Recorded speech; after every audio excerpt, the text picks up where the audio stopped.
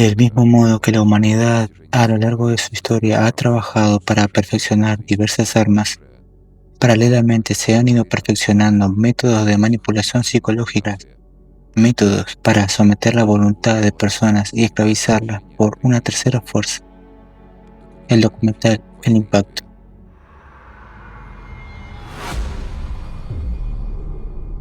La magia nos rodea por todas partes, aunque no nos demos cuenta. El nocebo y el placebo son ejemplos clásicos en los que la sugestión puede curar o perjudicar. Existen métodos utilizados por diversos maestros del engaño y la ilusión, esos mismos trileros o magos.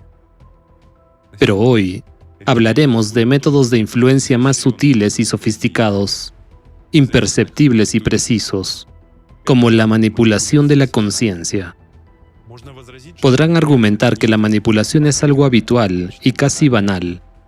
Sin embargo, la cuestión es que esa banalidad derrocó imperios, dio origen a revueltas, llevó al poder a los nazis e incluso en los tiempos de Jesús, obligó a la multitud a gritar: «Crucifícalo». Estamos acostumbrados a la idea de que la manipulación está en todas partes y es algo familiar y comprensible. Pero ¿por qué caemos en esta trampa una y otra vez? Echemos un vistazo a la historia.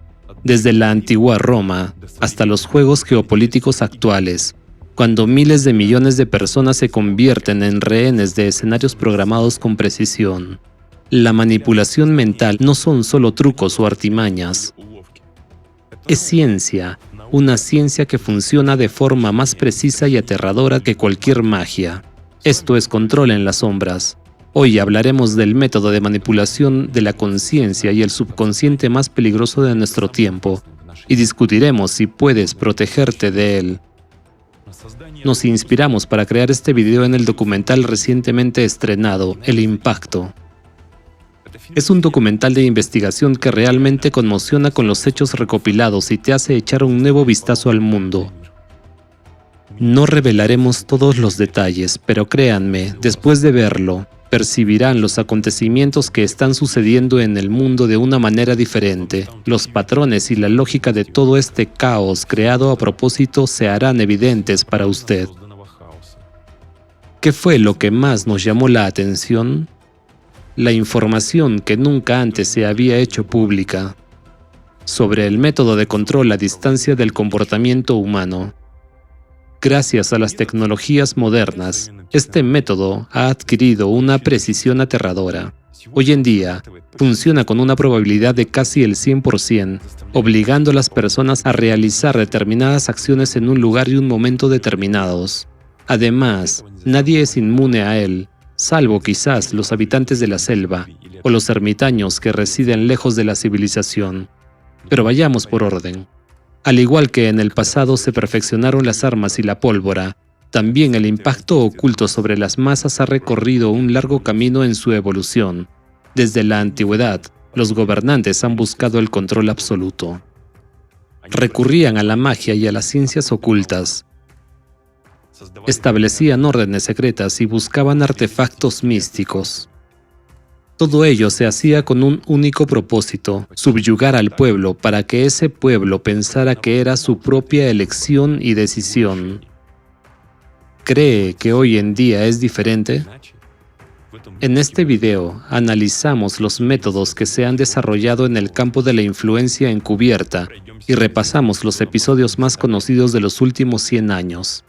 Ha habido muchos más acontecimientos, pero solo hablaremos de unos pocos. Seguro que conoce algunos de los hechos. Pero tenga paciencia, verá muchos de ellos de forma diferente. Al final, verá cómo los hechos particulares se alinean en una única cadena de acontecimientos interrelacionados y cómo influyeron en la creación de la herramienta de manipulación más poderosa del siglo XXI.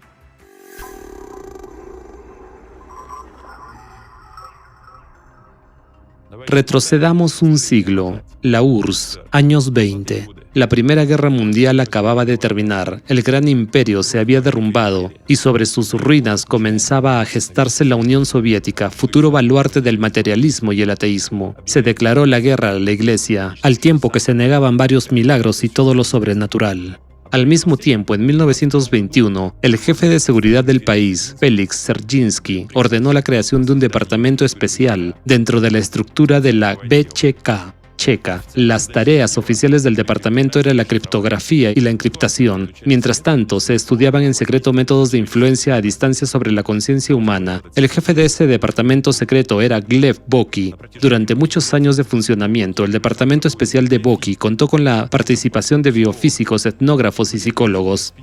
Se organizaron expediciones a la península de Kola, Altai, el Cáucaso y otras regiones en busca de antiguos conocimientos, artefactos y objetos mágicos. Dentro del departamento especial se creó un laboratorio secreto de neuroenergética dirigido por Alexander Barchenko, un famoso ocultista, místico e investigador de la telepatía.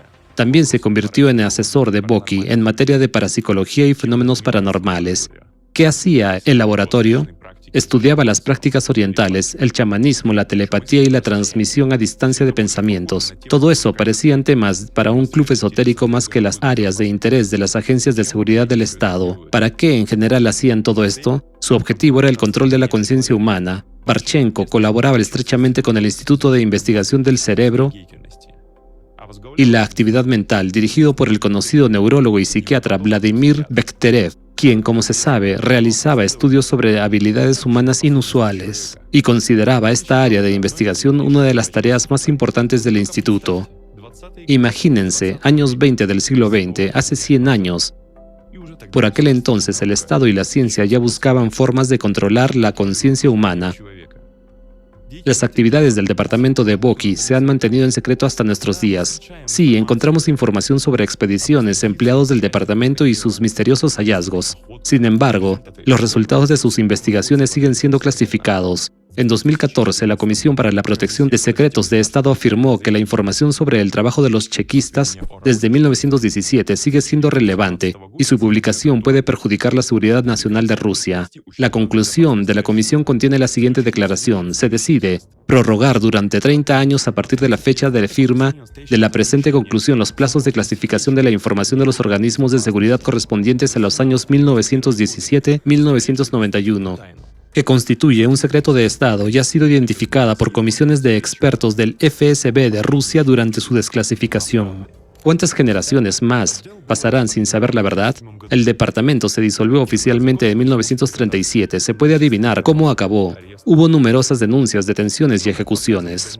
Pero como indican los acontecimientos posteriores en la Unión Soviética y en todo el mundo, la disolución del departamento especial fue solo para aparentar. Sin duda, volveremos a ello más adelante. Ahora, reflexionemos sobre el hecho mismo de la creación del departamento especial de Boki. Imagínense, el poder de los bolcheviques se basaba en los principios del materialismo y el ateísmo, y de repente aparece un departamento que estudia los fenómenos paranormales y las prácticas ocultistas. Ese es el tipo de comunismo científico que tenían en un momento en el que el país estaba en ruinas. La guerra civil acababa de terminar, el nuevo gobierno se enfrentaba a muchos retos, y había que reconstruir la sociedad. En esa misma época, la Checa decidió destinar fondos a todo tipo de misticismo. Hagámonos la pregunta, ¿por qué? Se suponía que la nueva ideología no solo debía ser aceptada, sino convertirse en una religión, capturar las mentes de la gente. Para convencer a la gente y fidelizarla, era necesario implantar una ideología. ¿Podrían los resultados de esos estudios haberse convertido en una herramienta de influencia encubierta sobre las masas? La idea de armas psicotrónicas, control mental y propagación del comunismo por todo el mundo mediante el poder de la telepatía es una perspectiva tentadora para las autoridades, ¿verdad? No hay que olvidar que el departamento especial estaba dirigido por personas que estaban lejos de ser estúpidas. Eran perfectamente conscientes de qué estaban haciendo y por qué. Sabemos que sus desarrollos estaban en marcha, sabemos que el departamento estaba nominalmente cerrado y sabemos que los resultados de sus investigaciones eran clasificados. ¿Por qué? Quizás sus desarrollos representaban el principio de algo más importante que aún desconocemos. Ahora, trasladémonos un poco a Occidente y a los años 30 del siglo XX.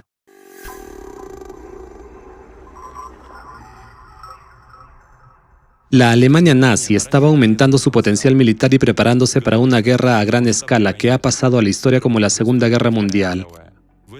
Por aquel entonces, en 1935, se creó la organización Ahnenerbe, bajo la dirección de Heinrich Himmler. Se trataba de toda una red de institutos donde los estudios abarcaban desde la geología y la astronomía hasta las ciencias ocultas. En Ahnenerbe participaban destacados científicos de la época. Investigaban fenómenos paranormales, clarividencia, telepatía y todo lo considerado sobrenatural. Además, desarrollaban nuevos tipos de armas y tecnologías de control de masas.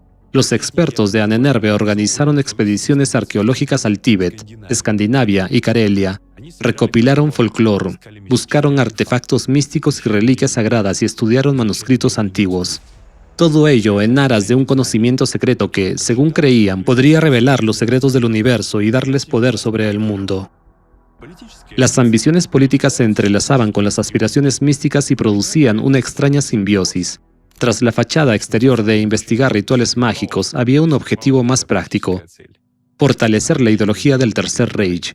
Ahnenerbe no se ocupaba de arqueología, sino de psicofísica y programación ideológica del ejército y la población. Imagínense, Alemania se preparaba para la guerra y al mismo tiempo invertía enormes recursos en Ahnenerbe.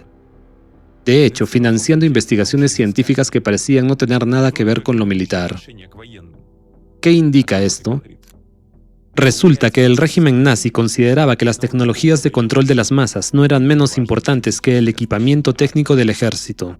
Ciertamente surge una pregunta: ¿a qué resultados condujeron sus desarrollos? Lo que ocurrió en Alemania en vísperas de la Segunda Guerra Mundial fue un poderoso avance ideológico. La nación educada y extremadamente inteligente siguió unánimemente a Hitler, y no solo pudo sacrificar sus vidas por su amado Führer, sino incluso cometer los crímenes más terribles de los que el mundo entero aún se estremece. Además de los desarrollos psicofísicos, la cooperación de los nazis con las organizaciones anticulto desempeñó un papel importante. De hecho, fueron los anticultistas quienes proporcionaron a los nazis métodos para combatir la disidencia. Recordemos el propio centro apologético dirigido por Walter Künneth. Suministraba al Ministerio Imperial del Interior, al Ministerio de Propaganda y a la Gestapo materiales sobre las opiniones políticas de diversas comunidades religiosas. De hecho, la siniestra simbiosis de los desarrollos de Ahnenerbe y las sofisticadas técnicas de manipulación del centro apologético crearon un mecanismo de influencia de masas sin precedentes, que posteriormente dio lugar al exterminio de millones de personas inocentes y se convirtió en una de las páginas más oscuras de la historia de la humanidad. Los nazis estudiaron y produjeron herramientas para controlar a las masas. Basta recordar que el desarrollo activo de la televisión comenzó en la Alemania de esa misma época, mientras que hoy podemos ver que la red de canales de radiodifusión y el formato de los programas de televisión repiten en gran medida los logros de Goebbels. Las actividades de Ahnenerbe fueron criminalizadas en los juicios de Nuremberg y el director general de la organización, Wolfram Sievers, fue ejecutado en 1947. Sin embargo, como suele ocurrir, la historia no terminó en el juicio. Después de la guerra, la coalición victoriosa, la URSS y Estados Unidos, se hizo con los logros de Ahnenerbe, documentos, y lo que es más importante, miles de las mejores mentes, trofeos, por así decirlo. La mayoría de ellos eran antiguos nazis, incluidos líderes de la élite nazi. En 1945, la CIA inició un programa secreto de inteligencia Paperclip para trasladar a científicos, investigadores e ingenieros alemanes a Estados Unidos. Su experiencia se utilizaría posteriormente para desarrollar el potencial militar estadounidense. Durante la operación, Estados Unidos reclutó a varios miles de científicos nazis. Un ejemplo notable es Wernher von Braun, un oficial de alto rango de las SS, que fue nombrado director del Centro Marshall de Vuelos Espaciales de la NASA. La Unión Soviética no se quedó al margen y también reubicó activamente a científicos de la Alemania nazi. Por ejemplo, el premio Nobel Gustav Hertz y el renombrado físico Manfred von Ardern dirigieron institutos soviéticos de energía atómica y física nuclear. Además de los desarrollos técnicos, los vencedores de la guerra se interesaron por la experiencia nazi del control mental. Hay constancia de que la URSS trasladó más de 20 vagones de tren con documentos secretos de la Ahnenerbe, y la mayoría de ellos no se han hecho públicos hasta hoy. ¿Realmente los nazis alcanzaron tal nivel que incluso después de 80 años sus avances debían ocultarse a toda la humanidad? Los archivos de Ahnenerbe dieron a los países vencedores un enorme impulso en el desarrollo de técnicas para controlar las masas. Veamos a qué condujo esto en la posguerra e incluso en la actualidad.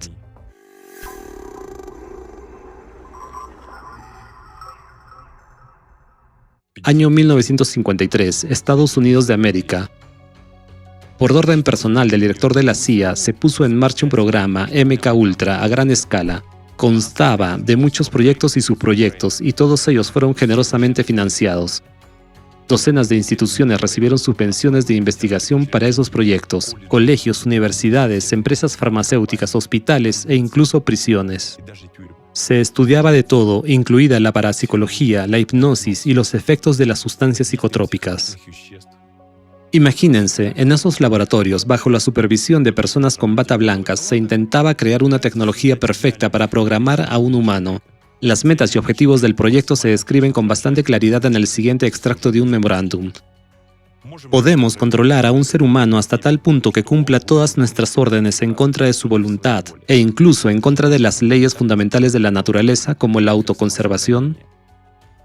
¿Podemos obligar a una persona a cometer un asesinato contra su voluntad? Piénselo, ¿para qué? ¿Para qué alguien crearía asesinos programados? ¿Qué objetivo perseguían y qué resultado obtuvieron finalmente? Cada uno de ustedes conoce la carrera armamentística y la carrera espacial. Sin embargo, durante la Guerra Fría también hubo otra carrera, secreta y oculta al público.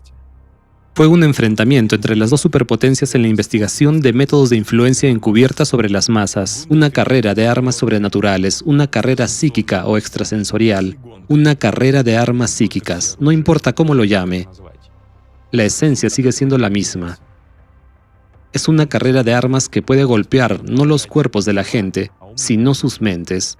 Las agencias de inteligencia trataron este campo muy seriamente. Psiónica, psicotrónica. Estas palabras no surgieron de novelas de ciencia ficción, sino de informes secretos de inteligencia. A ambos lados del telón de acero, la telepatía se consideraba una tecnología que podía romper el callejón sin salida de la carrera armamentística, y las armas psicotrónicas prometían convertirse en una herramienta de dominio absoluto en la escena mundial. Es importante comprender que todos los acontecimientos que estamos tratando se conocieron solo décadas más tarde.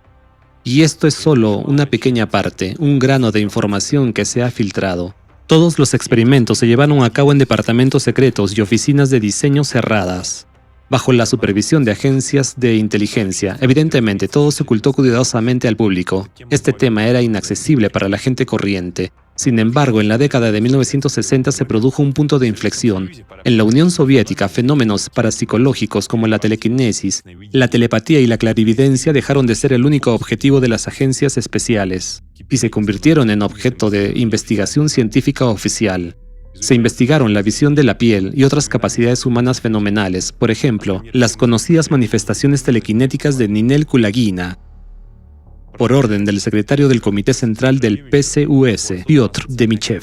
Se creó una comisión especial en la que participaron todas las mejores mentes de la psicología soviética de la época. Durante varios años, la comisión estuvo estudiando a las personas que tenían superpoderes. La comisión estaba formada por psicólogos, físicos, médicos e ilusionistas. En 1973, los investigadores llegaron a la conclusión sensacional, reconocieron la existencia de fenómenos parapsicológicos. Los resultados de sus estudios se publicaron en la revista de la Academia de Ciencias de la URSS. Cuestiones de filosofía. Por primera vez en la historia, la corriente principal de la ciencia soviética reconocía la existencia de lo que, por alguna razón, todavía se considera pseudociencia. El artículo estaba firmado por los psicólogos más influyentes de la época. Presidente de la Sociedad de Psicólogos de la URSS, Boris Lomov. Uno de los fundadores de la neuropsicología, Alexander Luria, profesor de psicología, premio Lenin Alexei Leontiev, y el catedrático de psicología, Vladimir Zinchenko. Las principales conclusiones de sus investigaciones fueron las siguientes. Los fenómenos parapsicológicos existen realmente. Existe un canal de transmisión de información desconocido.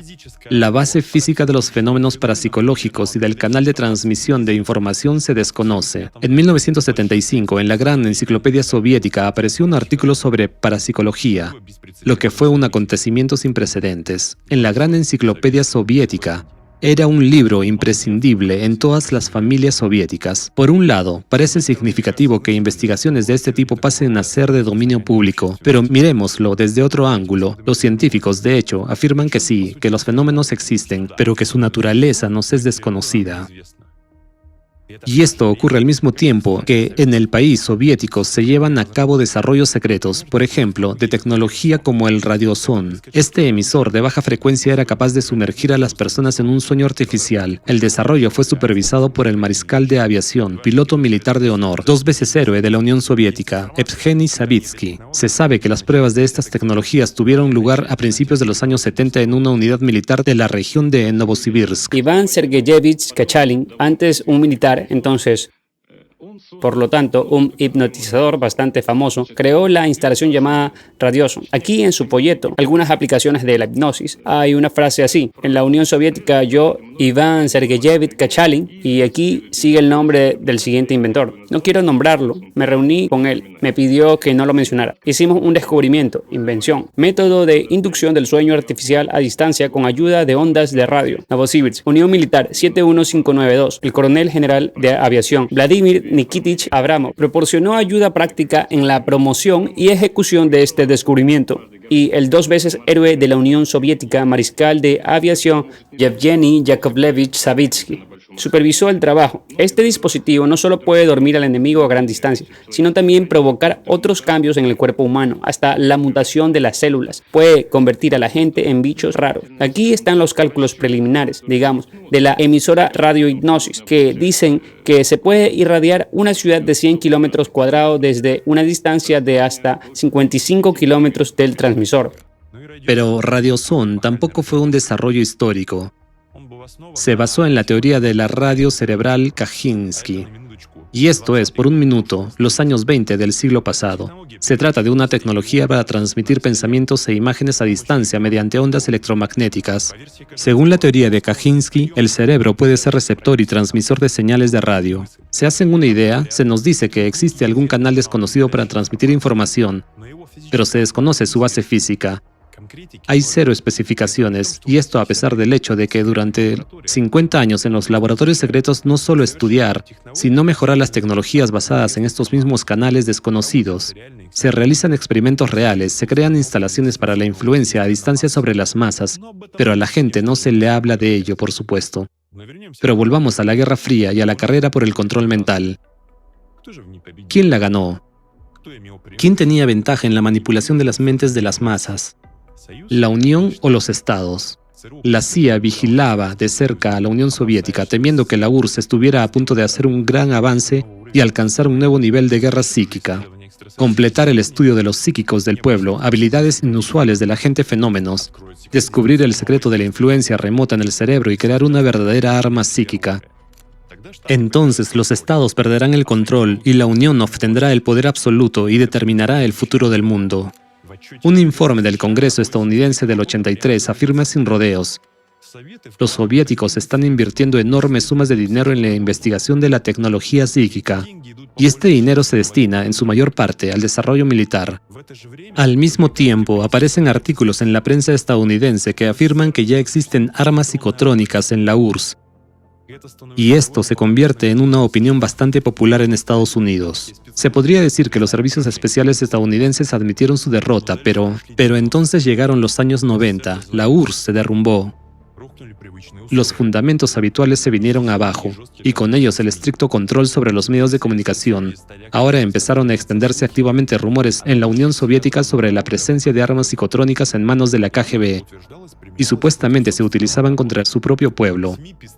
Los medios de comunicación se llenaron de titulares sensacionalistas, se publicaron artículos, libros y documentales. Y se crearon organizaciones públicas para luchar contra el genocidio psicotrónico. Había diferentes versiones. Algunos decían que las armas psicotrónicas eran una nueva herramienta de la política. otros que ya se utilizaban activamente en el entorno criminal. En 1991 corrió el rumor por toda la Unión de que durante el putsch de agosto los instigadores del mismo disponían de un arma psíquica y que la unidad especial Alfa contaba con una máquina sedante. Estos rumores no surgieron de la nada. Se supo que el coronel general Kovetz, participante directo en los acontecimientos de agosto, declaró que las fuerzas especiales probablemente utilizaron generadores psicotrónicos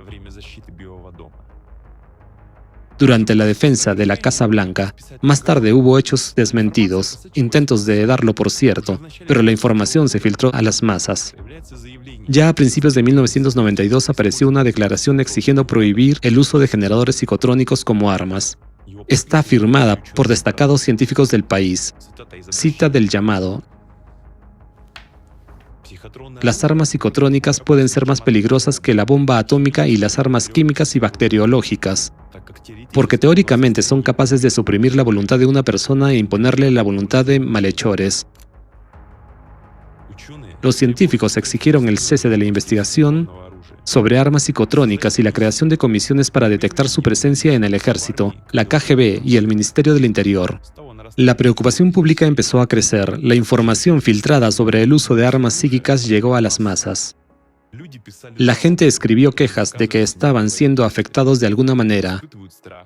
Experimentaban miedo, malestar, alucinaciones causadas por ondas de baja frecuencia, que se sentían víctimas de experimentos y efectos psíquicos.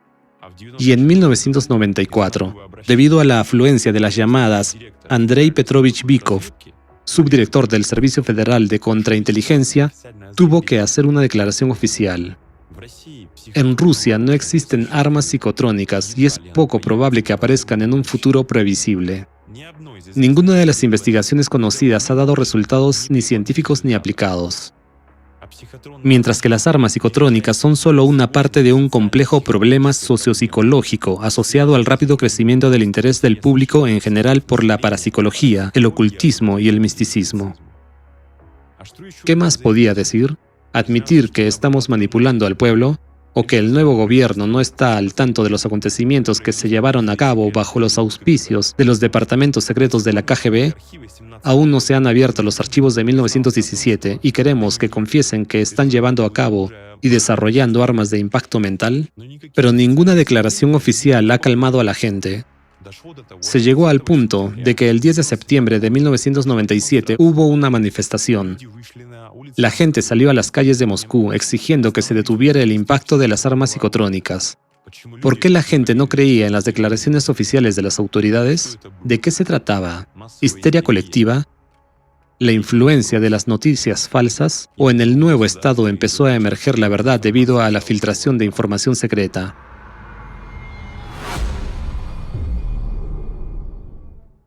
Así, la declaración oficial de 1994 de que no existen desarrollos psíquicos, que las armas psíquicas no aparecerán en un futuro próximo y en general, todo lo que de una forma u otra está relacionado con este tema, está desacreditado y ridiculizado. Este es un resultado interesante después de varias décadas de desarrollo activo. Por cierto, el descrédito de temas como la parapsicología, la influencia a distancia y las armas psicotrónicas está lejos de ser un accidente, sino que son acciones deliberadas de alguien. Y muy probablemente, detrás de esto están aquellos en cuyas manos se encuentran estos estudios de muchos años. Como dicen, si crees que nadie te manipula, entonces estás en manos de unos profesionales. Nos estamos acercando cada vez más a las realidades modernas y nuestra revisión de historia dará respuestas a una serie de preguntas muy importantes. ¿Por qué este tema está siendo desacreditado y pasa a la categoría de teorías de conspiración? ¿Existe esta arma psíquica y está actualmente en uso? A finales del siglo XX se revelan nuevos detalles que refutan por completo las afirmaciones falsas sobre la ausencia de armas psicotrónicas. El centro de atención es un tal científico, Igor Smirnov. Algunos detalles de su biografía deberían discutirse con más detalle.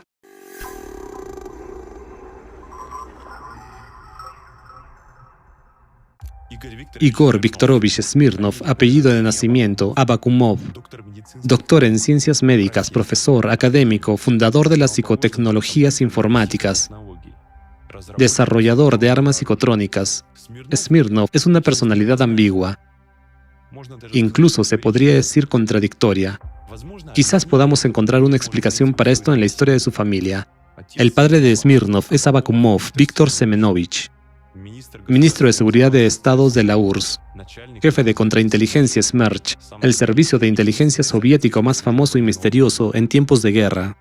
Estaba directamente subordinado a Stalin, uno de los líderes de las autoridades punitivas de la URSS, organizador activo de represiones políticas, iniciador del exilio de representantes de minorías religiosas a Siberia.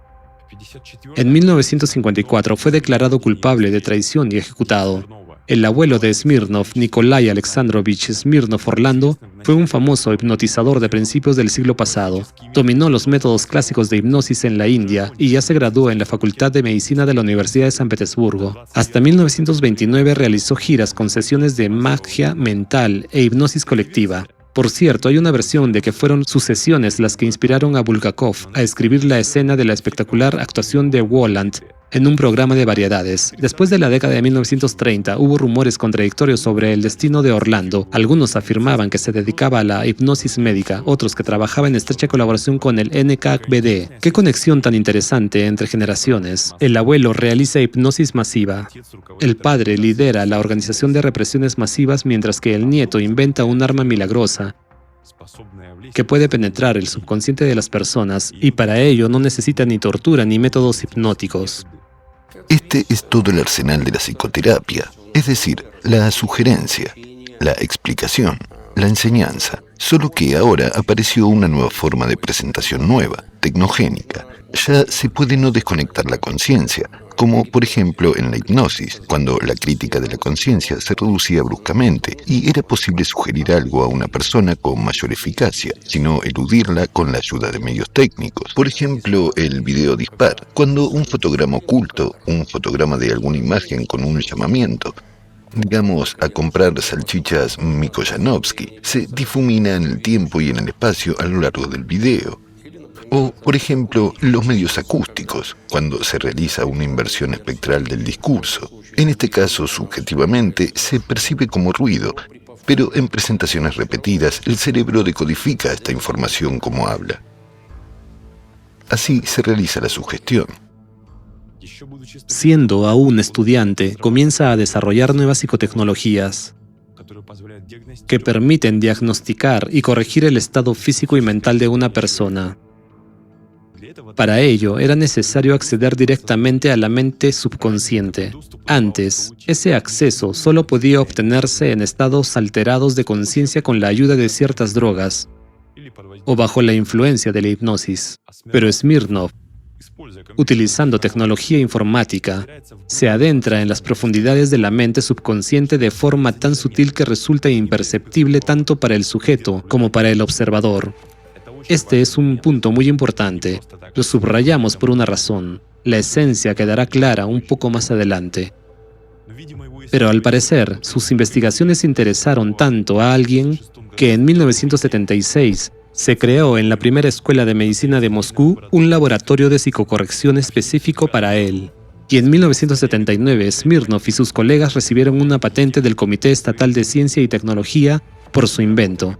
Estos trabajos demostraron la posibilidad de transmisión de información entre seres vivos sin utilizar los canales tradicionales de percepción, es decir, sin verse ni oírse, independientemente de la El distancia. descubrimiento se llamó la propiedad de los organismos superiores a las interacciones a distancia. El nombre es de alto secreto. Ahora estoy divulgando un secreto de Estado. Es decir, en todo el mundo a esto se atribuye una enorme importancia. No solo que probablemente fuimos uno de los primeros, pero esto es lo que mostrará la historia futura, en establecer la realidad de la interacción entre sistemas vivos, no solo a través de nuestro lenguaje, y mirándonos unos a otros y gesticulando y demás, sino directa, si se quiere, comunicación telepática. Aprendimos a medirla, de hecho. Esta es probablemente la primera vez que me atrevo a hablar de ello en voz alta, así, delante de la cámara. Siempre me ha dado vergüenza. ¿Cómo es eso? Soy médico materialista y de repente estoy describiendo unos fenómenos cabalísticos, divinos. Pero supongo que ha llegado la hora. No tengo nada que perder. De hecho, puedo revelar mis cartas. En los años 80, el proyecto de Smirnov recibió el patrocinio oficial del Comité Central del PCUS, el Consejo de Ministros de la URSS, el apoyo de la Comisión Militar Industrial y el Ministerio de Sanidad. El resultado de las actividades de Smirnov y sus colegas fue una nueva ciencia, la psicoecología, que surgió en la intersección de la psiquiatría, la psicología, la neurofisiología, la neurobiología, las matemáticas, la física y la informática. Se obtuvieron más de 20 patentes relacionadas con las capacidades del cerebro y la psique humana. Se han desarrollado sistemas informáticos como lector de pensamientos, interrogación oculta y oídos de las paredes. Estas tecnologías han demostrado ser mucho más eficaces que los detectores de mentiras. Viendo los nombres de los principales desarrollos de Smirnov y la lista de estructuras que le patrocinaron en esos estudios, queda claro cuál era el campo de aplicación de estos desarrollos. No en vano, en Estados Unidos recibió un sonoro título, el padre de las armas psicotrónicas. Hay tales comentarios que yo soy, digamos, el padre psicotrónico, y así sucesivamente, pero yo siempre respondo exactamente lo mismo. Después de todo, con un cuchillo de cocina se puede cortar salchichas y se puede cortar gargantas. Aquí estamos mis colegas y yo. Fabricamos armas, por supuesto. Son armas para luchar contra las enfermedades humanas. Creo que una mente maliciosa podría utilizarlo para otros fines, como un arma para destruir, para reprimir. Puede ser. Técnicamente es, en principio, posible.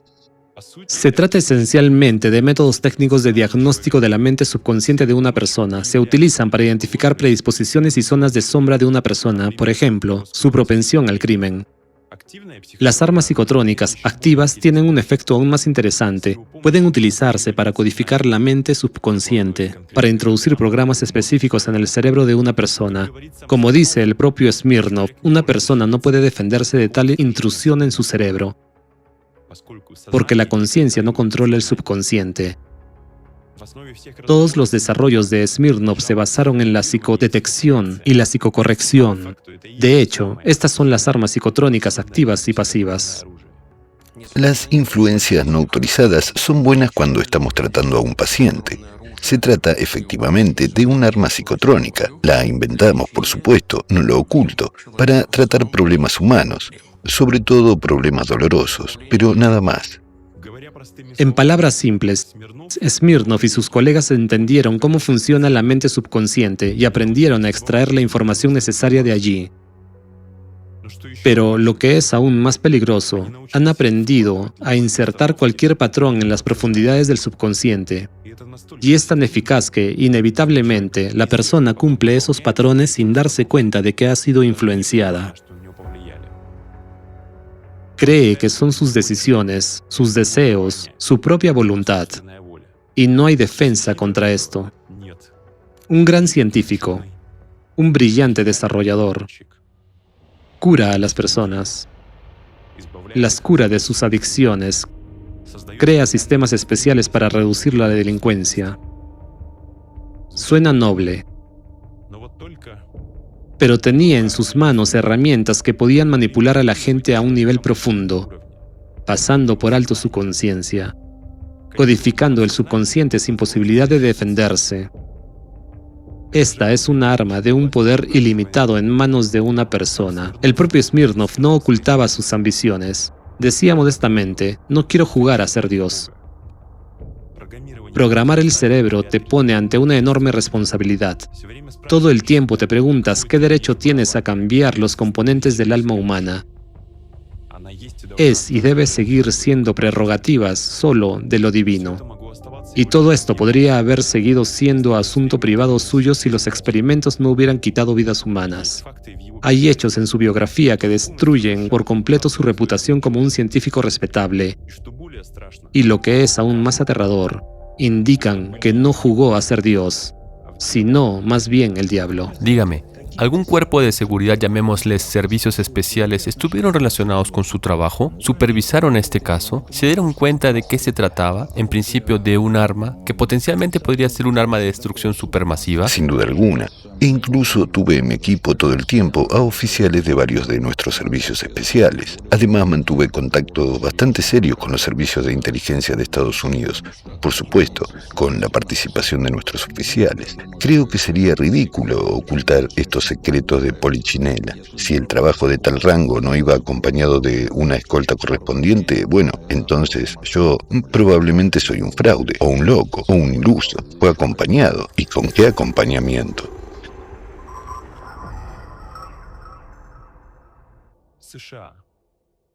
Estados Unidos, 1993. Smirnov se encuentra en los Estados Unidos por sus asuntos personales, o tal vez públicos. Hay una versión de que estaba dando conferencias sobre psicotecnologías, y al mismo tiempo es abordado por el FBI en busca de ayuda para resolver el incidente de la comunidad de Texas, rama davidiana. Para comprender el panorama general, nos detendremos solo en algunos momentos de esta tragedia, que conmocionó a América y al mundo entero. También aquí nos encontraremos con Smirnov, pero un poco más tarde. La rama davidiana es un grupo religioso, una de las ramas de la Iglesia Adventista del Séptimo Día.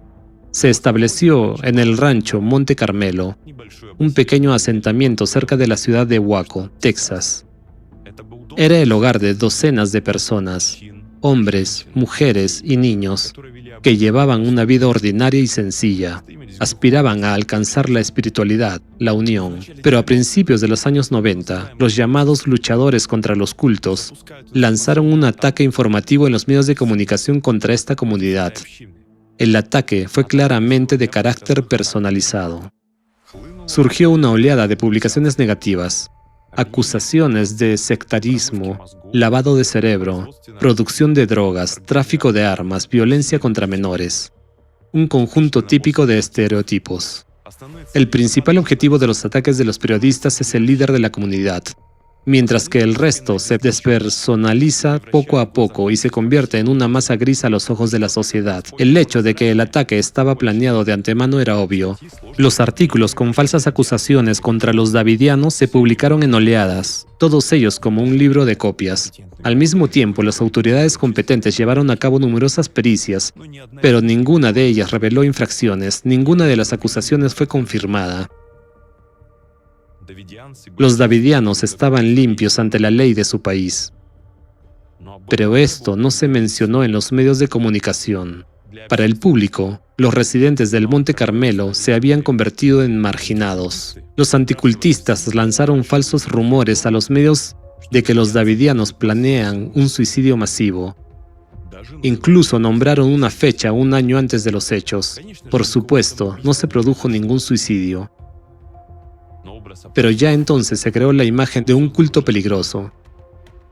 Este grupo pacífico de personas, ciudadanos respetuosos de la ley, se convirtió a los ojos de la opinión pública en una secta armada con tendencias suicidas y un líder fanático a la cabeza.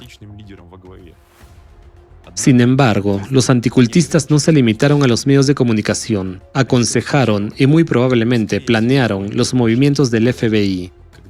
Cuando los agentes federales fueron a la casa de los davidianos con una orden de registro, ya les habían contado esos mitos sobre un culto siniestro. Y las cosas salieron mal, disparos, pérdida de vidas. A partir de ese momento comenzó el asedio del Monte Carmelo, que duró 51 días.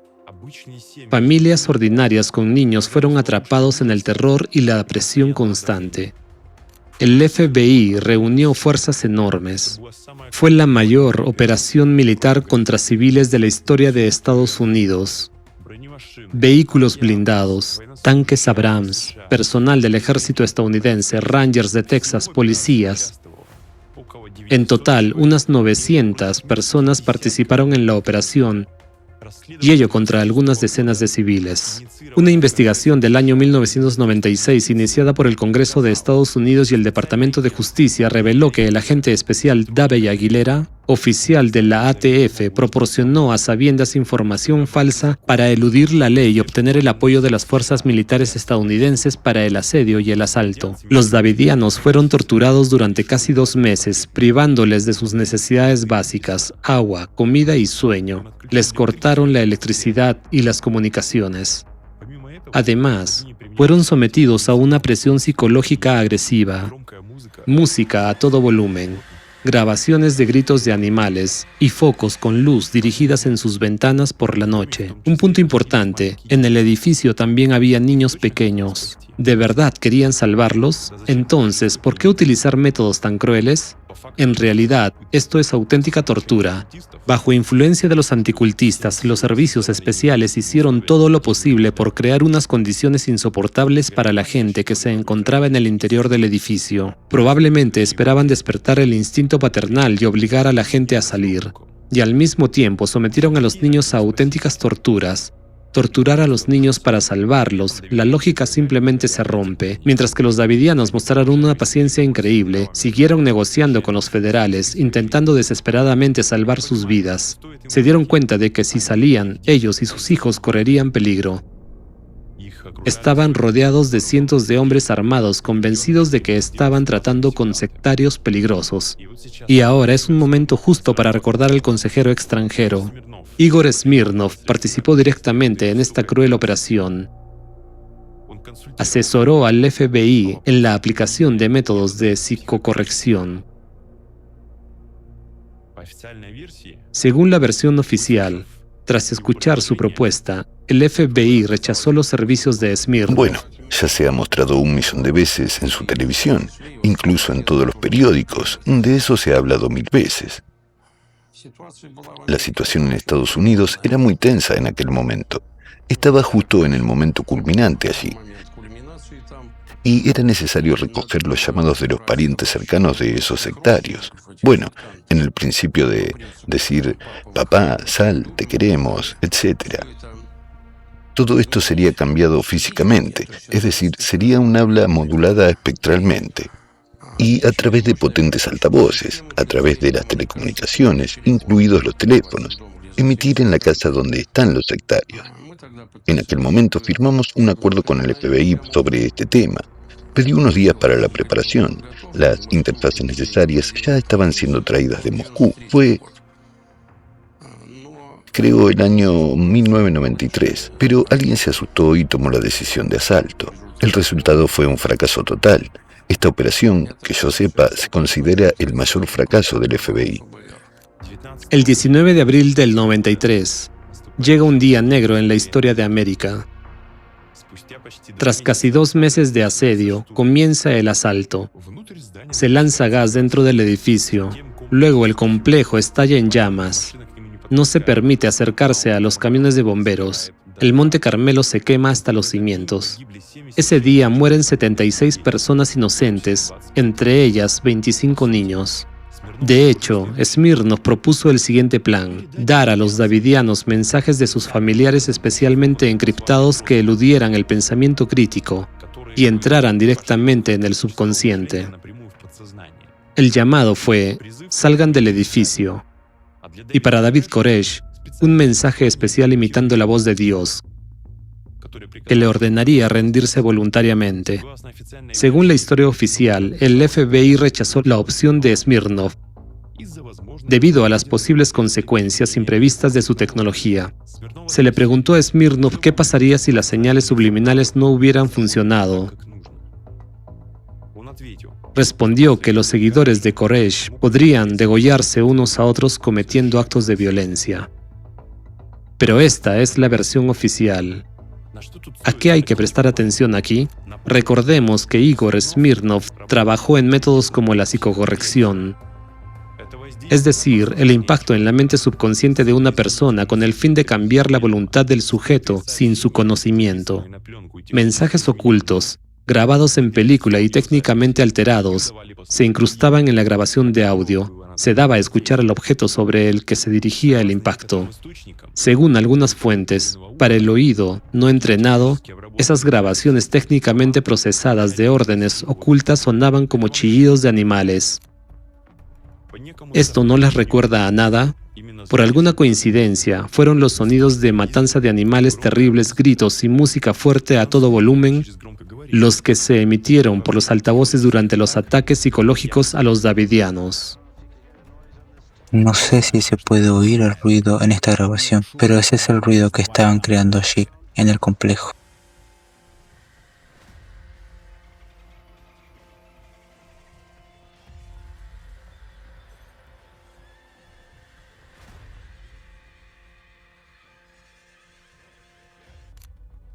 Veamos más.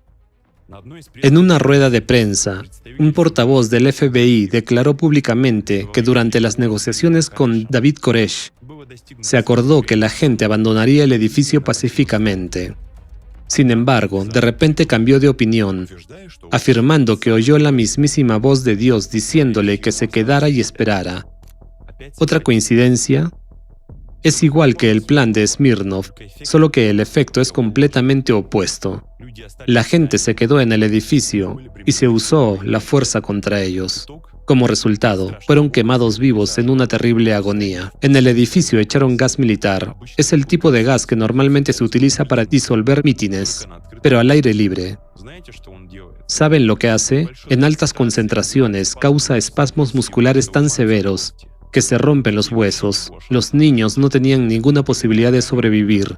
Es como una cámara de tortura creada por un maníaco trastornado, donde los padres no podían hacer nada para salvar a sus hijos. Se veían obligados a ver cómo sus hijos se asfixiaban, sufrían dolor y morían ante sus ojos. Entonces empezó el fuego. Inmovilizados, se quemaron vivos. En general, ¿qué patrones ocultos se transmitían a través de estas señales cifradas de Smirnov? ¿Quiénes eran sus objetivos? Al fin y al cabo, estos sonidos eran oídos por los miembros de la comunidad y las personas alrededor, incluidos los representantes de los servicios especiales. Al analizar la operación, los expertos independientes presentes en el lugar de los hechos observaron un extraño comportamiento de las fuerzas de seguridad durante el asedio. Mostraron una agresividad excesiva contra civiles que ni siquiera opusieron resistencia. Intentaron controlar la situación a toda costa. Entraron en conflicto entre ellos y mostraron una obsesión por dominar a los davidianos. Durante el asedio, hubo muchas oportunidades para una resolución pacífica del conflicto, pero todas ellas fueron ignoradas deliberadamente y por alguna razón se tomó la decisión de asaltar el edificio, la operación en el rancho Monte Carmelo. ¿Qué fue, sino el mayor fracaso de los servicios especiales estadounidenses? Y al mismo tiempo, una operación brillante, súper exitosa de las organizaciones anticulto. La confianza de la gente en el Estado y en las fuerzas del orden fue seriamente socavada. ¿Pero qué permitió a los anticultistas lograr semejante resultado? No vamos a dar una respuesta definitiva. Hay demasiadas interrogantes. ¿Podrían las tecnologías ocultas de Smirnov implementar un papel aquí? ¿Podrían haber estado expuestos todos los participantes en la operación a estos comandos destructivos? O tal vez, estas tecnologías reforzaron las actitudes ya existentes de los federales para luchar contra los llamados sectarios, actitudes que, nótese, fueron activamente promovidas por los anticultistas, tanto antes como después del incidente. Lo que ocurrió antes ya se los contamos. Y después comienza una poderosa campaña en la que los anticultistas promueven el mito de que los davidianos se suicidaron. ¿Dónde están las pruebas? No hay ninguna, cero, y sin embargo, se promovió esta mentira. Hay numerosos documentales que toman la tragedia de Waco literalmente cuadro por cuadro. Tomemos un fragmento del documental El Impacto, que está en nuestro canal. Usted mismo puede comprobar cuántas incoherencias se ocultan tras la versión oficial. La campaña mediática de aquellos años definió muy claramente la percepción de los sucesos de Waco. La imagen de sectarios, locos peligrosos, entró en la conciencia pública, y en los 30 años siguientes este mito no hizo más que reforzarse y convertirse en motivo de un nuevo acoso a los grupos religiosos, destacando a las sectas como algo peligroso, ilegal y amenazador para la sociedad. Pero esa es otra historia. Por ahora, veamos otro acontecimiento de gran repercusión, la toma del centro teatral Dubrovka de Moscú en 2002.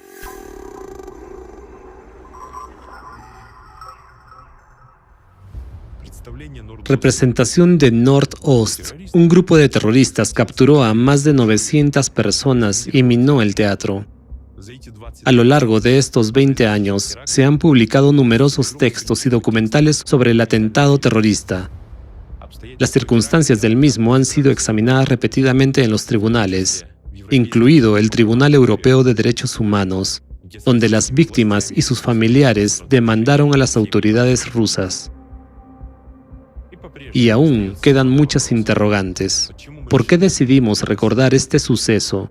Después de Waco, Smirnov regresó a Rusia. En entrevistas, él mismo dijo que cooperó con la KGB y tras el colapso de la Unión con el FSB. Cabe señalar que otra parte de sus desarrollos se produjo en el campo de la prevención de atentados terroristas. Ahora están en la base de los sistemas de seguridad en los aeropuertos para detectar a los terroristas. Cuando hubo un atentado terrorista en Dubrovniki, teníamos aquí a las personas correspondientes y tuve que dar mis opiniones y decisiones muy rápidamente, por teléfono. Pero, de nuevo, se tomó la decisión de asaltar con el uso de sustancias químicas. ¿Y por qué no utilizaron su método? No lo sé, quizás porque a mucha gente le parece efímero. Pero digamos, bueno, en el desarrollo de la situación con el teatro de Dubrovka, ¿está usted seguro de su método? ¿De que podría haber funcionado allí o no? Por supuesto que estoy seguro de que podría haber funcionado allí, pero nunca se puede estar seguro del resultado, de cómo funcionará allí. Es posible desestabilizar la situación de este modo, pero nunca se sabe en qué dirección. Por ejemplo, se puede potenciar el suicidio en masa. El FSB se dirigió a Smirnov, pero después de que éste describiera su plan de acción, rechazaron sus servicios. ¿Te recuerda algo? En Estados Unidos, el FBI acudió a Smirnov y al parecer también rechazó sus servicios. ¿Estás seguro de que lo rechazaron? Los detalles de la operación Nordost siguen clasificados. No existe un documento oficial con la lista de las personas que dirigieron el mando o que siquiera formaron parte de él. Las autoridades rusas afirman que todos los documentos fueron destruidos. Qué coincidencia que también en el caso del atentado terrorista de Dubrovka, las fuerzas de seguridad utilizaran gas, esta vez un gas somnífero. La composición del gas, así como el nombre de su creador, sigue siendo un misterio. La sentencia del TEDH de 2011 señaló que las fuerzas de seguridad no revelaron la fórmula del gas ni siquiera a las autoridades investigadoras. Según muchos expertos, conocer la composición exacta del gas habría ayudado a prestar una asistencia médica más eficaz a los rehenes inmediatamente después del asalto. Además, 20 años después de la captura de Nordost, los antiguos rehenes siguen sufriendo los efectos de la sustancia tóxica. Problemas de memoria, de visión, dolores de cabeza. Habría sido más fácil proporcionarles una ayuda eficaz si los médicos hubieran sabido lo que les había ocurrido. Hay muchas interrogantes sobre la respuesta de todas las unidades implicadas en la prevención del atentado, empezando por los servicios médicos hasta los negociadores. Desincronización total, falta de lógica en sus acciones. Según cifras oficiales, en el atentado terrorista contra el centro teatral Dubrovka, murieron 130 personas, 10 de ellas niños. La mayoría justo después del inicio del asalto. No murieron a manos de terroristas. El debate sobre cuál fue exactamente la causa, el uso de gas, ayuda no cualificada, o una coincidencia de circunstancias, continúa hasta hoy. Además, esa decisión espontánea a asaltar el lugar, como en Waco. También fueron asesinados todos los miembros del grupo terrorista. ¿Por qué no se dejó a nadie con vida, al menos para seguir investigando? Esa también es una pregunta abierta. Y esto se considera una operación con éxito. Después de todo, podría haber habido muchas más víctimas. Pero, ¿y si realmente es una operación con éxito? Pero no solo para quienes intentaron evitar las trágicas consecuencias del atentado terrorista, sino para quienes lo organizaron. Pensemos en esto por un momento. Smirnov participa en el asedio de Waco, que acaba en tragedia, donde la actuación de las autoridades y de los servicios de seguridad provoca la muerte de pacíficos ciudadanos estadounidenses, y también participa en los acontecimientos que rodean al atentado terrorista de Nordost. donde de nuevo la actuación de las autoridades y de las fuerzas de seguridad provoca la muerte de más de 100 personas. Surgen varias preguntas. Si Smirnov tenía un arma psíquica, ¿por qué no la utilizó? ¿Por qué se utilizó gas contra terroristas y supuestos sectarios peligrosos y no arma psíquica? ¿O lo utilizaron después de todo?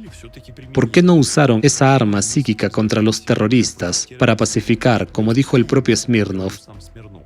Y si la usaron, ¿contra quién iba dirigida? Si suponemos que el arma psíquica de Smirnov fue utilizada en Waco, ¿por qué no surtió efecto en las personas que estaban dentro del edificio durante el asedio? Sobre todo, que aquellas mismas querían salir. Habían muchos niños y mujeres, entonces ellos estaban dispuestos a salir para negociar. ¿Qué pasó con las fuerzas especiales para que actuaran de manera tan agresiva e ilegal? ¿Por qué el equipo especial se comportó de manera tan irracionalmente violenta durante el asalto al teatro de Nordost? ¿Por qué permitieron tantas pérdidas humanas? O si realmente se utilizó el arma de Smirnov, ¿por qué tuvo ese efecto? ¿Funcionó de manera incorrecta? ¿O quizás era parte de un plan que desconocemos y del que nadie nos habla? Entonces, ¿existe realmente este tipo de arma psíquica? Y si existe, y su creador es considerado Smirnov, ¿por qué en Waco y en Nordost se utilizó gas? ¿Por qué actuaron así las fuerzas especiales estadounidenses durante el asedio de Monte Carmelo? Quizás fueron manipulados por Smirnov y su colega estadounidense, el anticultista Rick Ross, quien asesoró a los participantes en el asedio. Por cierto, Smirnov también utilizaba una retórica anticulto contra las llamadas sectas. Durante el asedio y el asalto, las fuerzas especiales actuaron como si estuvieran controladas desde fuera, como hipnotizadas, contradiciendo leyes, experiencia y protocolos. ¿Y por qué se horrorizaron tanto al ver lo que ocurrió? Cuando se dieron cuenta de lo que habían hecho, arrasaron ese lugar con bulldozers. Hasta el día de hoy, esta historia trágica de Estados Unidos sigue envuelta en la oscuridad. Y todo esto resulta muy extraño. No menos preguntas surge en relación con Nordost, esa situación tan extraña con el uso de gas. ¿Por qué se dio la orden de asaltar cuando los terroristas ya estaban negociando un acuerdo y liberando rehenes?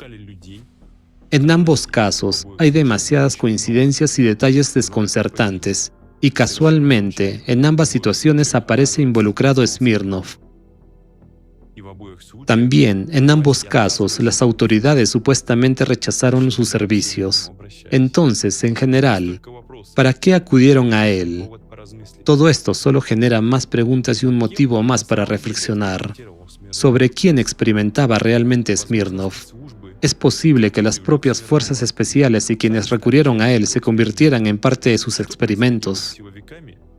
¿Qué les ocurrió a los agentes y a otros especialistas durante los asaltos?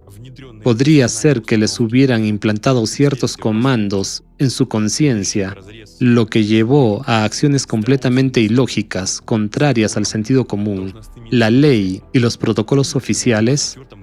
¿Recuerdan cómo, en 1994, un representante de la contrainteligencia rusa declaró públicamente que no existían desarrollos psíquicos en Rusia? Y sin embargo, durante un gran atentado, los servicios de seguridad acuden a pedir consejo a quien los estadounidenses llamaron el padre del arma psicotrónica. ¿Para qué? ¿Para luego rechazar el plan que él propuso?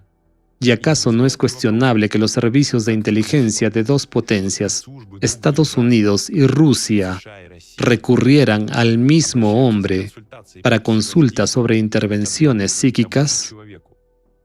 Otro punto interesante. ¿Se han preguntado alguna vez por qué los ciudadanos de la URSS se comportaron de forma tan extraña cuando permitieron que su gran país se derrumbara ante los ojos de todos? Se derrumbaba la unión que unía a millones de personas y todos estuvieron tranquilos.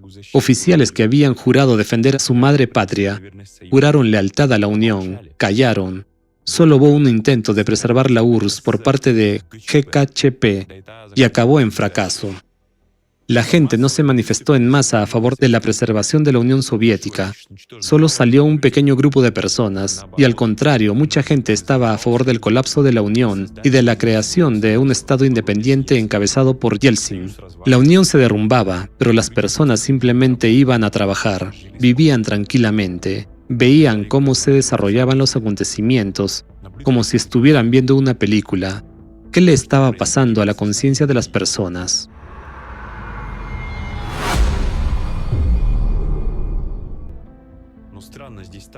Pero también es extraño que se permitiera a Smirnov hablar públicamente de su participación en estas operaciones. Es extraño que el uso e incluso el interés en el uso de armas psicotrónicas fuera publicitado. Como demuestra la historia, si algo se hace público, significa que ya es cosa del siglo pasado y no tiene ningún valor especial. Significa que las tecnologías de desarrollo de armas psíquicas han avanzado mucho y ahora existen métodos más avanzados de manipulación mental. Y recientemente, gracias a los periodistas que crearon el documental El Impacto, se conoció el método de codificación de rompecabezas y en manos de quién está. Hoy, los hemos mencionado muchas veces. Son las organizaciones anticulto. La codificación de rompecabezas se está utilizando ahora, en nuestro tiempo.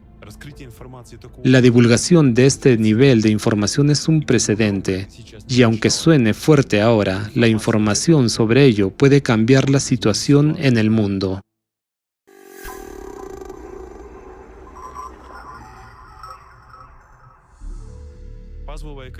Codificación de rompecabezas.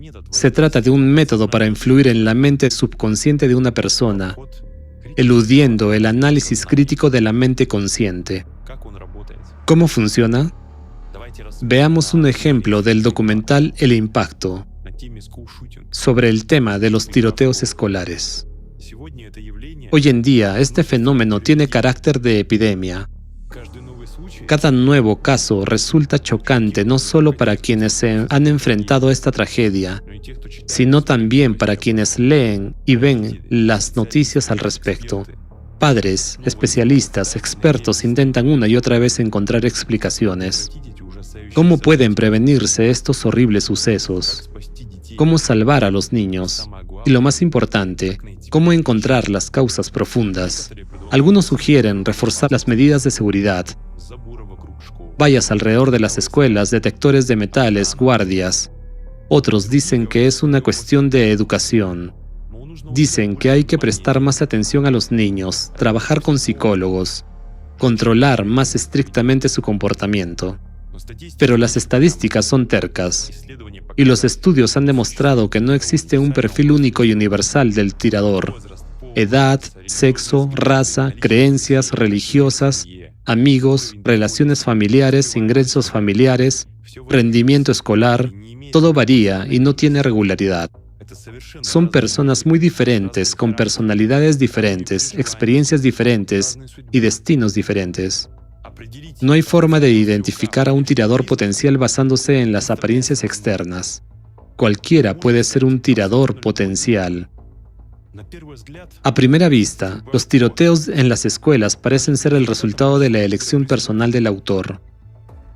Pero si nos fijamos en las estadísticas y nos fijamos en los detalles, esas matanzas no son una mera colección de incidentes aleatorios, sino un proceso controlado por alguien. Para crear un nuevo tiroteo en una escuela, utilizan un método de codificación de piezas de rompecabezas, es decir, un método de manipulación encubierta, dirigiendo múltiples oleadas de codificación de información. Cada ola contiene individualmente mensajes específicos incrustados que, como piezas de rompecabezas, se unen en las profundidades del subconsciente del tirador potencial. Solo cuando estas piezas se combinan, activan el programa para cometer asesinatos en masa. Como resultado de esta activación, el individuo lleva a cabo el crimen, mientras que para un observador parece como si fuera su decisión personal.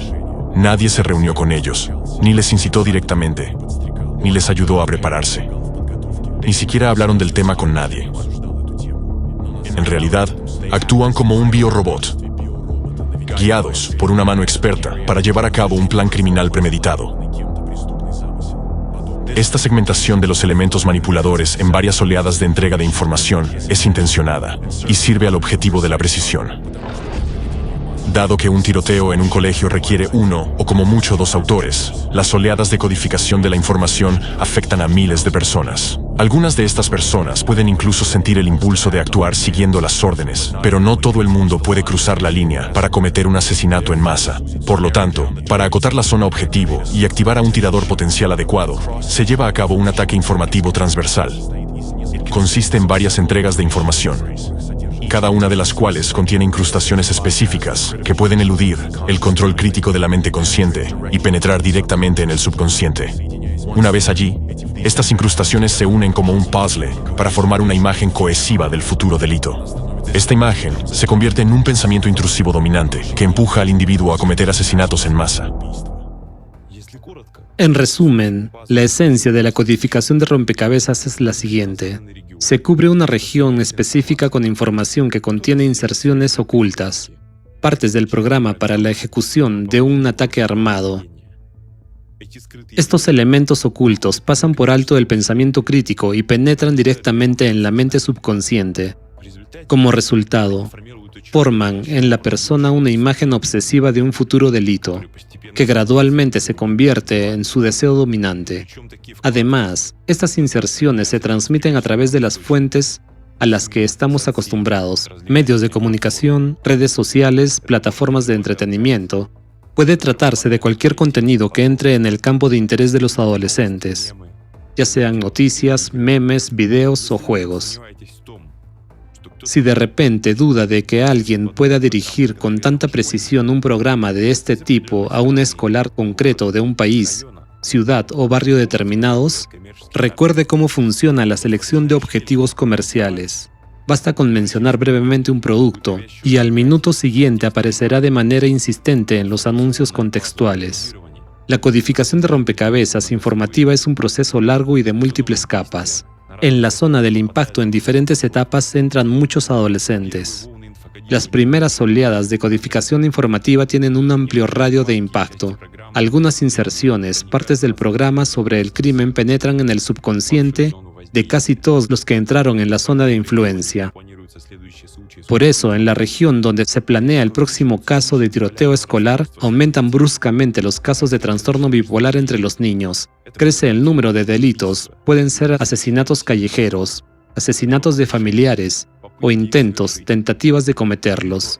Pero nadie mira estas estadísticas como parte de un proceso único.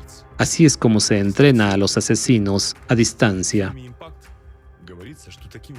En el documental El Impacto se dice que con el mismo método se pueden programar a una persona para que lleve a cabo un atentado terrorista o asesine a un político, y sin embargo, la persona no se da cuenta de que su subconsciente está codificado y controlado desde el exterior, actúa como un biorobot.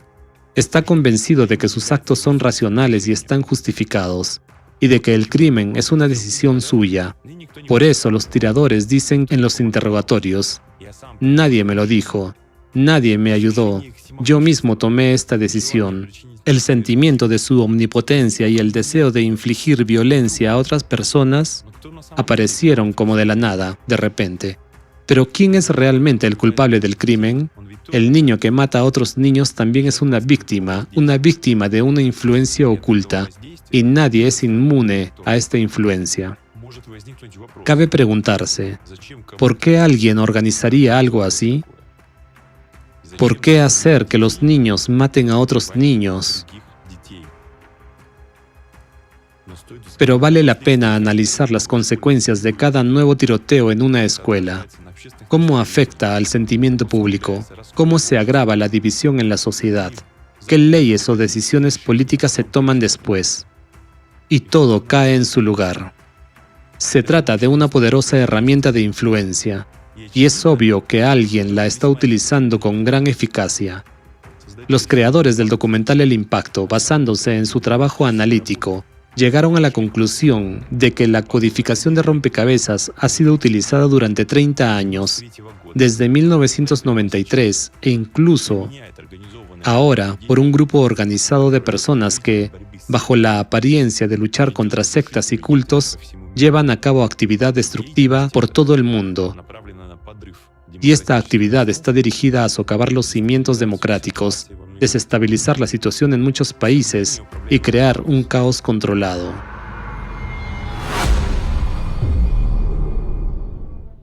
Hoy hemos recorrido un siglo de historias de tecnología de influencia oculta, y ahora estamos en el presente, en un punto en el que la codificación de rompecabezas ya está en uso activo, y es, desde luego, el método más cínico y sofisticado que se haya podido inventar.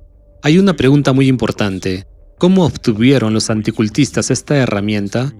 Después de todo, está claro que no son más que peones en manos de jugadores mucho más serios. ¿Quiénes son sus amos? ¿Quién ha conseguido reunir y utilizar la experiencia y el trabajo de organizaciones como el Departamento de Boki, Anenerve y quién sabe cuántos otros laboratorios secretos, y crear finalmente una forma tan pervertida de controlar a las personas? Las últimas referencias reales al desarrollo de la influencia oculta sobre la conciencia y el subconsciente estaban relacionadas con Smirnov y la KGB. Recordemos que se trataba de tecnología muy avanzada en el mundo y muy por delante de la de los servicios de inteligencia estadounidenses. Era una época en la que el tema aún no estaba desacreditado ni se tomaba en serio. En los últimos años de la Unión Soviética y durante algunos años más tras su colapso.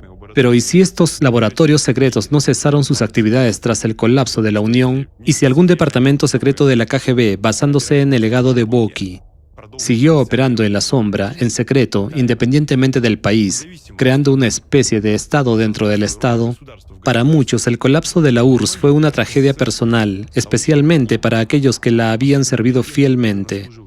Y si quienes desarrollaron estas tecnologías no quisieron compartirlas con la nueva potencia y se las guardaron para sí, obsesionados por el deseo de vengarse y utilizarlas algún día para restaurar el imperio perdido.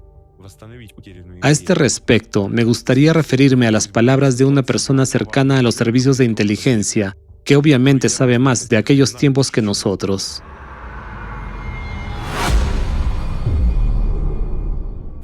En 1993, este departamento especializado de la KGB, sucesor de la investigación psicofísica de la Checa y la NKVD, no solo sobrevivió al caos del colapso de la URSS, sino que encontró un nuevo propósito: la venganza. El colapso de la Unión Soviética fue percibido por esta división de la KGB como una profunda humillación personal y un tremendo golpe a su ego. En primer lugar, perdieron un imperio que consideraban de su propiedad y territorio inalienable. En segundo lugar, no lograron cumplir su tarea clave: garantizar la seguridad de la URSS, lo que condujo a su colapso.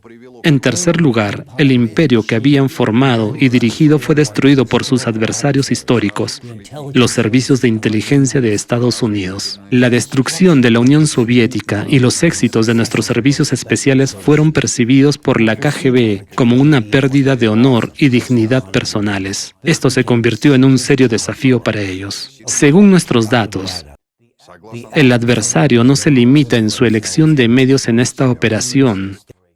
En pos de su objetivo, están dispuestos a sacrificar no solo las vidas de las personas y figuras políticas, sino también sus antiguos territorios. Incluso están dispuestos a arriesgarse a un conflicto nuclear a gran escala si se alinea con su estrategia a largo plazo.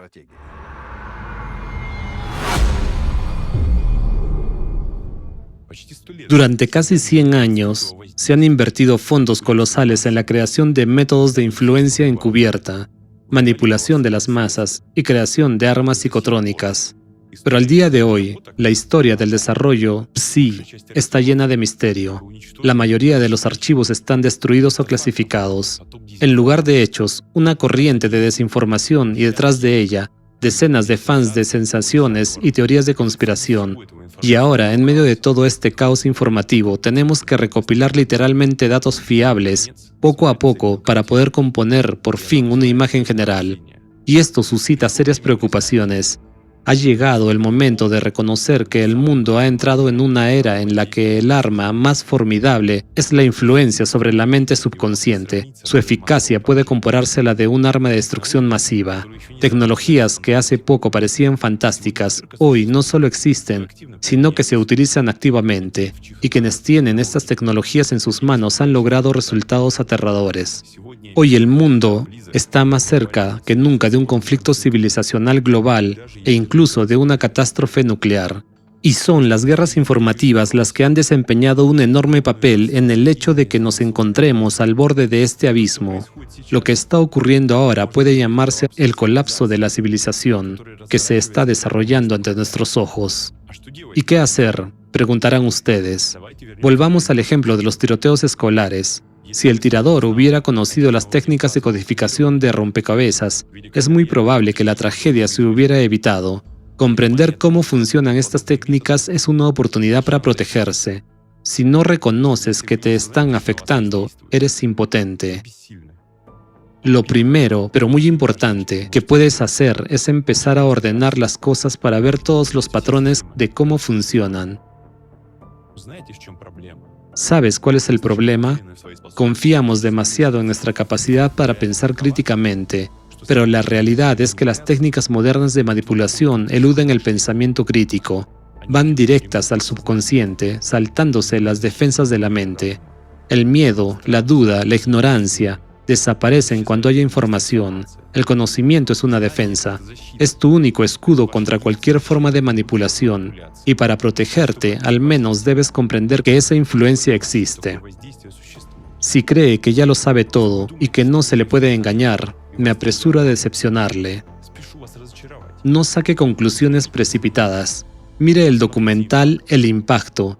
Analice de lo que pasa. Esto no es solo una recomendación. Es una necesidad si quiere seguir siendo el dueño de su propia mente. Cuídese, en un mundo en el que la información ha alcanzado la categoría de arma, la ignorancia no es solo una debilidad, sino una sentencia potencial.